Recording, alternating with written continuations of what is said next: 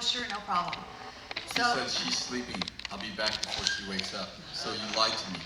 I just wanted to clarify, there's other circumstances you don't typically share in this, and I want the men to understand that this was much bigger than you make it.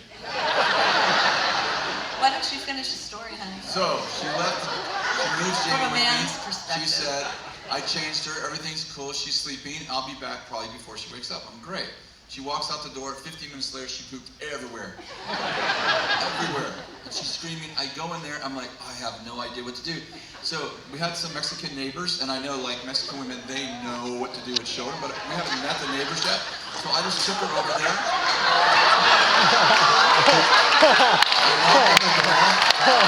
I'm like, hi, you're next door neighbor. I'm sorry, I've never met you before, but my daughter just pooped all over herself.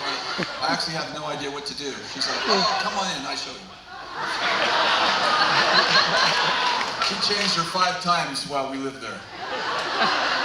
In fairness, I never used disposable diapers. I always used cloth diapers. So there was pins involved. It was very complicated, and that's another point I want to make. It was very, very dangerous to be a rookie in those days.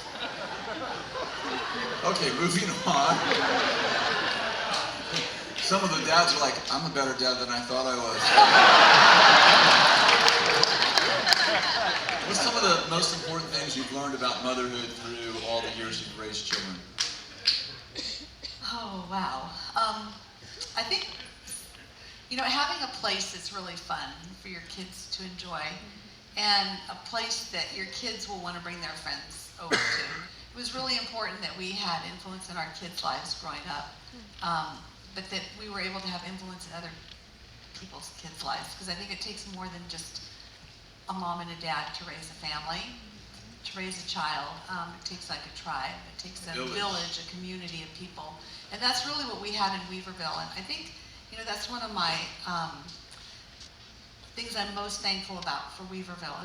It was a really small community. It's only 3,000 people there.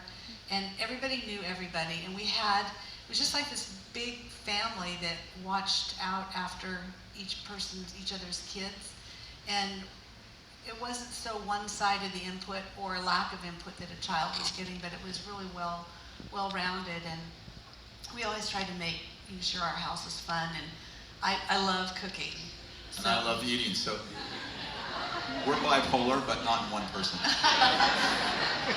So it was always fun, and every day that the kids were home, I baked every single day of their life, and so. And I ate. It got to be kind of crazy, because as the kids got older, they were just like, oh my gosh, food mongers or something, especially the boys. And the girls, we would try to hide whatever we made to make it last longer. And the guys started finding our hiding places. So pretty soon I started freezing things, thinking that, frozen cookies, I'll never eat those. Or back in the day, frozen ding-dongs or ho-ho, what do they call them? Twinkies. Ding-dongs. Frozen ding-dongs. Actually, they're pretty good.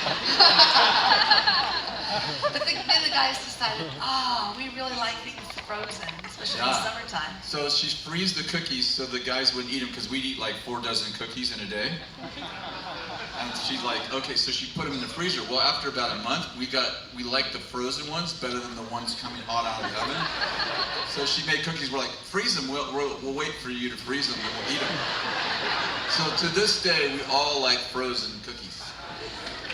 And then as the kids got older, into their preteen, teen years, we used to have, every Sunday, we'd have tons of people come over to our house for basketball, watch basketball or football or whatever, just some kind of sports games. And the tradition was, I would always cook, and then the girls and I would go off and do something, and the guys would just shout at the TV.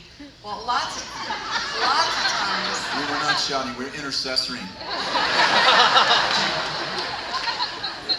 Lots of times it would be just full of like Jason and Jean's friends, and so there'd be these young guys that would come, and they'd be eating and having fun and just cutting up, and then pretty soon one of them would say, "So, tell us, Dad, tell us, talk to us." So we have sex talks. So at halftime, we'd have 49ers playing, and then Kathy would make us nachos at halftime. and then we would have a sex talk for years. All my sons would bring over 4, 5, 7, 8, 10, 12 kids, and young men, and they'd be sitting around on the floor. We'd be yelling at the TV, intercessory, and then we talk about sex. And we really wanted to make our home a place where there was a healthy sexual culture. You know, there's the law called the law of first mention, and it says this. It says that whenever you hear a subject for the first time, that creates a lens or a foundation in which, when you hear about that subject again, you weigh what you heard after that by what you were taught the first time. In other words, how many of you know that the public school system is teaching our kids sexuality and it isn't necessarily our core values? And I hear parents all the time angry at the school system, but the reason why they got that responsibility is because we weren't doing it at home. And so one of the things that we've always done with our kids is we've really had very open conversations and make, how many of you know that religion shames sex, the world perverts it, but the kingdom celebrates it inside of covenant. Amen. And so we've always had very open conversations with sexuality with all of our kids, and we would sit around the table or around the front room and talk about sexuality. And if your son or daughter, little Johnny tells your son about sex, and at 12 and at 15 you decide to give him the sex talk, you understand that he's measuring what you're saying, but by what his friend taught him.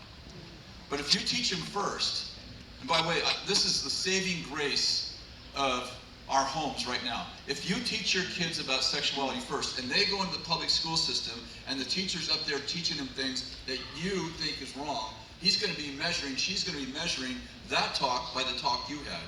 And most likely, more often than not, they will reject the second by what they heard first.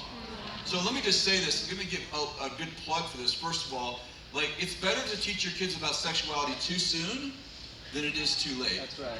And by the way, it's almost always too late. That's right. Because of our culture is so sexually charged, right? And if you need tools, you can get on moralrevolution.com. I don't make a penny off of anything we do. In this Moral Revolution book, all of that profit goes to that movement. But if you don't know how to do it, get on there. We've written all kinds of manuals and tools and books to help you walk your kids through that season of their life. But that's just one of the things that we've always felt, that our house needs to be a place that's fun. It also needs to be a place where our kids can actually learn about real life challenges and walk through them. And by the way, affection shouldn't be just done in the bedroom. I'm not talking about sex. I'm talking about your kids need to see affection happening between mom and dad. You want to say something about that? No. You kissed me right here. She wants okay. to. Almost. She almost did. Inappropriate affection.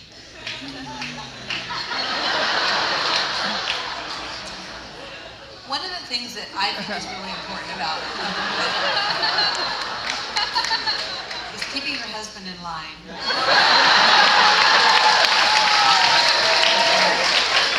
And being really consistent at whatever you do. With your husband or your child. No, really. This is just too much fun. We're not being recorded or anything. So it's not Second service, we were very careful. You guys were you're just whatever, you're going to get it, whatever.